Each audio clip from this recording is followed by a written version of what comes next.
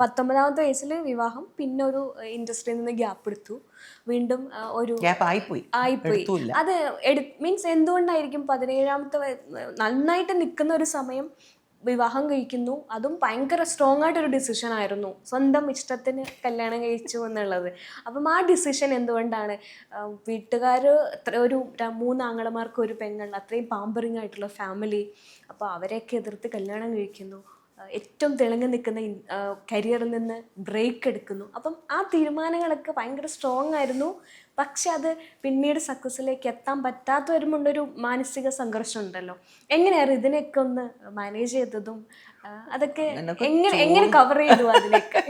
അന്നത്തെ പ്രായം എന്ന് പറഞ്ഞാൽ ഇന്നത്തെ പിള്ളേരിനെ പോലെ ബുദ്ധിയുള്ള ഒരു സിറ്റുവേഷൻ അല്ലായിരുന്നു എന്ന് പറയാം. May be because I made a lot of wrong decisions. എൻ്റെ ഒരു stubborn nature അങ്ങനെയായിരുന്നു.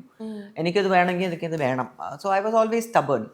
ഇപ്പോൾ അമ്മയും ഒക്കെ ആര് പറഞ്ഞാലും ഐ യൂസ് ടു ബി അത് വേണമെങ്കിൽ വേണം. ഒരു എന്താ പറയുക, നമുക്ക് ആ സീരിയസ്നെസ് മേ ബി ആ പ്രായത്തിൽ ഐ നെവർ അണ്ടർസ്റ്റുഡ്. നമുക്കൊരു എന്താ പറയുക, ആസ് എ ടീനേജർ കുറേ യു ഫീൽ നമുക്ക് ഫാരി ടെയിൽ ആണ് ലൈഫിൻ്റെ ഒരു സീരിയസ്നെസ് ഒന്നും മനസ്സിലാക്കാനുള്ള ഒരു ആക്ച്വലി നോക്കുവാണെങ്കിൽ പ്രായമൊന്നും ആയിട്ടില്ല.